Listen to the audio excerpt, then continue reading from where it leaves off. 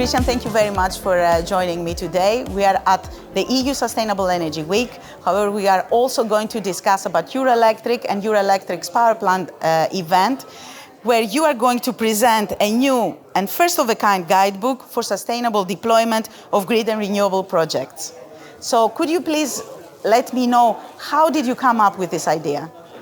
Well, I think my background is in politics, and I started out in the ministries for climate, energy and environment back in the day when I started my political career. And issues of biological degradation, the general state of the environment is something that I care a lot about. And when we saw the targets that came in the beginning of the last mandate, the plan to go climate neutral, we could see that the need for renewable deployment was becoming so massive that we really had to start talking about the fact that environmental protection measures, which are really important, are actually slowing down the pace of climate action. So we have a paradox. On the one hand, we all want to save the environment and the climate. On the other hand, the two rule sets were actually working against each other.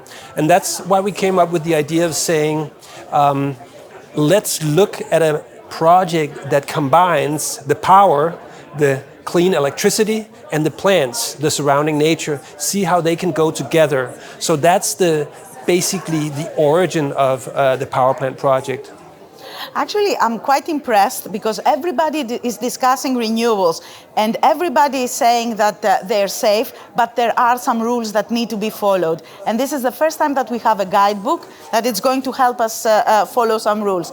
But there are 12 key principles, right, for biodiversity. Can you run us through them?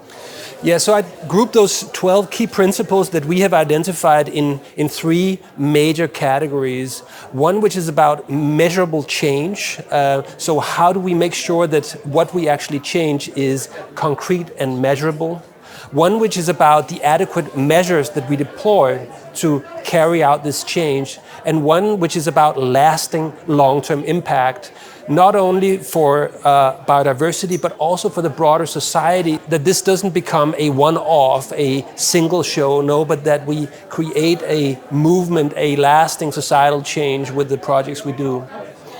I'm assuming that you personally and Eurelectric in general will discuss with the Commission, representatives of the Commission, about this guidebook. What do you hope to achieve? What are you going to tell them?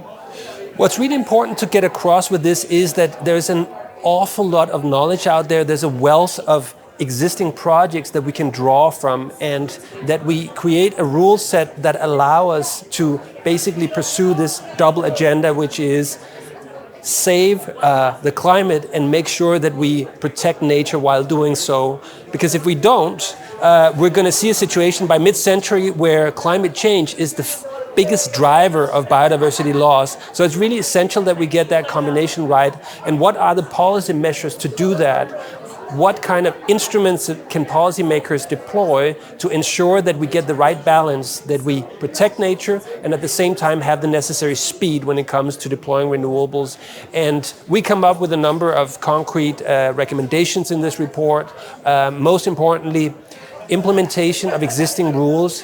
Secondly, carrots or incentives for the best projects. And third, a broader, let's say, framework for biodiversity would be another very helpful thing. You have some specific examples of projects that are already using, let's say, in a way, this guidebook that you can share with us. Yeah, I mean, the guidebook is, first of all, the principles that we talked about. Secondly, it's a number of quite tangible, concrete ways that you can work with this. Third, it is sprinkled with a wealth of concrete cases ranging from all technologies, where you can really see how developers have worked in the space of hydro with connecting fragmented, disconnected ecosystems so that the flora and fauna can move more freely. In solar, concrete small fixes like creating small holes in the fences so that wildlife can pass through. designated approaches to ensuring birds and bats are not killed by wind turbines, and so on and so forth. And it's really fascinating as soon as you dive into it, just how much people are already doing and how much can be done. So there's really something to learn from here. And this guidebook will be available to everybody, and we can download it from your website, from Eurelectric website. Absolutely. So this project is very much about, informing this debate. It's about sharing best practices and incentivizing people to take it up, because there's a lot of knowledge there that you can readily deploy in projects and make sure that you're doing something for the climate and the environment at the same time. Kristian, thank you very much for this interesting conversation. And thank you all for watching. For more insights, become a member of the Enlit community.